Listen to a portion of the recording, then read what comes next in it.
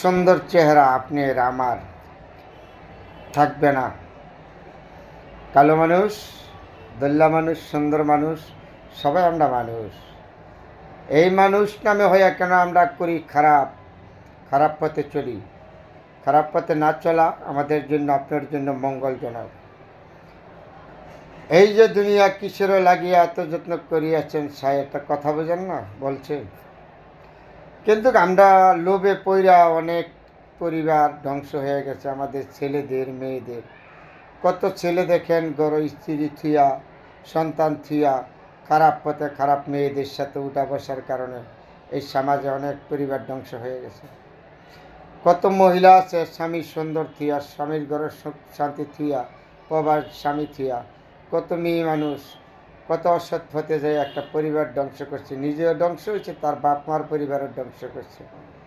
এই সমস্ত আমার সমাজে হতে কিছু না। নেশা হলো চোখের নেশা। একটু চোখের নেশার কারণে একটা জীবন ধ্বংস করে দিচ্ছেন একটা মানুষের। এই যে একটা সন্তান আপনি জন্ম দিচ্ছেন, এই সন্তানটা একটু চিন্তা করলেন না, সন্তানটা কার কাছে যাবে? হয়তো আপনার স্বামীকে ডিভোর্স দিয়ে দিবেন, আপনার স্বামী ডিভোর্স দিয়ে দেবে আপনাকে, কিন্তু একটা সন্তান যে আছে, দুইটা সন্তান আছে, সন্তান কার কাছে যাবে?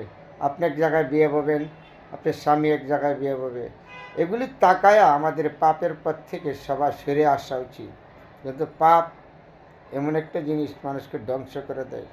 শুধু একটা পরিবার না, পাপে আপনার ছেলে মানুষের পরিবার, আত্মীয় স্বজন সবাইকে ঘৃণা করে।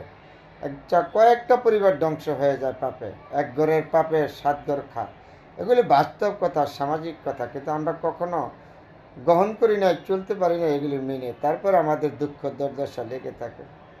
কত মানুষ স্ত্রী ঘরে রেখে প্রবাস চলে গিয়েছে। কেন গিয়েছে জানেন? অর্থের অভাবে। এই ছেলে মেয়ে বউর শান্তির জন্য, মা বাবার শান্তির জন্য। কিন্তু যখন তারা প্রবাসে কত কষ্ট করে দিনকাল যাচ্ছে সেটা চোখে দেখেন না, কিন্তু তার স্ত্রী বাংলাদেশে থেকে চোখের নেশার কারণে অন্য ভিন্ন পুরুষের সাথে খারাপ নেশায় পড়ে যায়। এটা হলো আমাদের সমাজ। কত ছেলে আছে ঘরে তার সন্তান সুন্দরী বউ থুইয়া চোখের নেশা অন্য মেয়ের সাথে পড়ে যায়, একটা পরিবার ধ্বংস হয়ে যায়। এগুলি থেকে আমাদের সবার বোঝার দরকার। এই দেশ, এই সমাজ, আমরা ভালো, জগৎ ভালো, মানুষকে দুঃসালাভ নয়। এগুলির থেকে আমাদের সবাই দূরে থাকা যায়। চোখের নেশা কী আছে বলেন তো?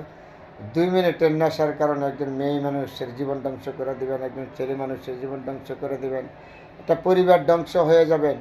এগুলি কখনো গ্রহণযোগ্য না। এগুলির থেকে সবাই আমরা বেরিয়ে আসবো, সুন্দর জিনিসগুলো আমরা গ্রহণ করবো, সুন্দরভাবে চলবো। তারপরে আপনি, আমি একজন মানুষ। বন্ধুরা, অনেকগুলি কথা বলেছি, ভালো থাকবেন।